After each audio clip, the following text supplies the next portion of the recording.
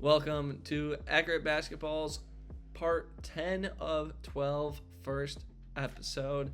Today we're going to be breaking down the Queens Royals preseason breakdown, kind of like what this team's going to do, how good are they going to be. The big thing, let's just get into it with their starting five, is question marks across the board here for the Queens Royals. You got Chris Aspie and Bryce Cash possibly going to be if there was such thing as a most improved player for the A-Sun, Bryce Cash is a definite guy that you should watch for that. The sophomore for the team. He was on the freshman team last year. Definitely could pull it a much more improved season this year. Caleb Matthews is a question mark in the lineup. He's been seen in a starting rotation jersey in the preseason kind of like practices that they've been having. So that's who we got. Caleb Matthews going there for right now. Not sure how long he retains that role for, because there are guys like Nasir Mann, who was the sixth man for the McNeese last year, who hasn't really been, we haven't seen too much. Esjan Anderson, guy from JUCO, the Ranger, he could contribute some points. He's been in a lot of their social media stuff. Caleb Parr as well, another JUCO guy that's bigger point guard. Could probably, it seems like he's going to play the 2 or the 3 mostly this year, but could also play the 1. Then even Jackson Pollard from last year coming back for the team. Leo Colomario is a definite lock in the starting lineup. He's probably going to be the guy that scores the most points this year, as Chopper whines from under my bed. But he's probably the guy that he's coming over from Fresno State. He was a good rotational piece. He was he was in the starting lineup, and good in the rotation as well. Yav Bergman, who's played for the U19 national championship for Israel. He's a freshman coming in here as well. And then Malcolm Wilson's going to be that starting guy on the center spot, mainly because of a lack of option. He's been in a minor role ever since he started at Georgetown. Same thing last year at Queens. He's been in a minor role everywhere. So he's another guy that's been seen in that starting jersey in preseason practices. So I just question marks a lot for this team. Obviously you saw there no one in the starting lineup that scored over 10 points per game last year. But seems like it's going to be a very competitive team. I expect a lot of competitive practices, which is going to drive up their skill set, because sometimes when you have a lopsided starting 5 versus a smaller 5, you can get a not as good backup 5. You can get it can get stale at practice, whereas this one, it seems like it's going to have plenty of oomph to it. So there's wide open maybe who the positions are. There's nobody necessarily that's written in stone that these are the 5 that are going to start at the beginning of the year. They're going to start all year, and they're going to have to play someone's going to have to outperform them necessarily. It's just more of a wide open competition, kind of thing. Right? That's what I totally think. And I think another guy, I didn't mention him, Sawyer Mayhew from UMass last year. Yeah, I mean, he didn't even play at UMass last year.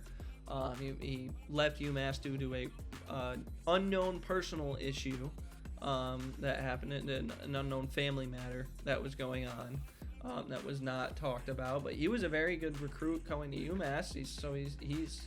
He's a guy that could end up replacing Wilson. Although I imagine Wilson being in his final year, he's going to get that first look. And then I got one guy that I got to talk about here. But before I do that, you give me your kind of like a little analysis on this team. Yeah, I mean, so it's year 3 of the program at D1 and in the conference, right? Grant Leonard's been there. This is 3rd year. They've all been playing together, or as a program together for the first. This would be the 3rd season. And you look at the recruiting class. I don't know that they have a very robust, maybe solid, you might call it, but not robust new group, and a lot of new players on the squad. Last year's team struggle defensively. They're at the bottom of most categories, if not all categories, almost all categories. Yeah. Definitely points, field goal percentage against. Those are pretty big ones. Second to last in rebounds against, and last in block shots. They didn't have a lot of presence to them, so teams can beat them up inside with a lot of those things. Did they replace that? I don't really know that. I'm not really feeling like that really was replaced, I guess, or improved upon from last year based on the new players coming in. So I guess for me, the question is, where is this program going in their third year, right? You kind of hope you'd like to see that momentum from a new program kind of kicking in now and moving forward. I don't quite see it just yet. So, hopefully the development kind of year is where I have them being, kind of to see where, kind of what you're saying as well, right? Who will rise to the top? Who will end up starting as the season goes on? We'll likely seeing a lot of changes there. Absolutely, and I That's think what I see. it's gonna be really competitive for them. They're not gonna be competitive in the conference this year. Right. I don't think. But you Internally. also have, so as I mentioned, Bergman. You got Mabin Jabriel, and then you have Colby Christensen, who walked on.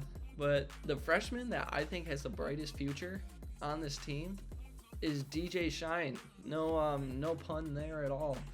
That's just the words I chose to say. But DJ Shine, he's coming from Brewster Academy, which produced Matas Bezelis this past year. They also produced Devin Carter and Donovan Mitchell, who just put up a heck of a game against the Orlando Magic last night. It's the same school that Rob Dillingham went to as well. Before Dillingham ended up going off, but Dillingham was the top scorer in the entire school, and DJ Shine surpassed it, and he was a walk-on this year at Queens, and I have no idea why. I watched the guy play. He is really, really good. So I think because of the big question mark on this team this year, like who's going to be the guy, I think DJ Shine might step up and do it.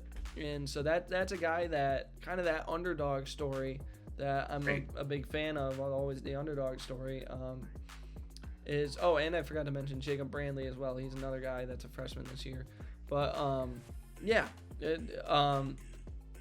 TJ Shine, I think, is going to be a guy that maybe not this year you hear about consistently, but 2 or 3 years come, he's going to be a leading scorer in this league. Great. He's getting, I would say, assuming based on the landscape of how college basketball works with the portal and everything now too, that maybe he's a guy that looks at maybe it's a one and done kind of year.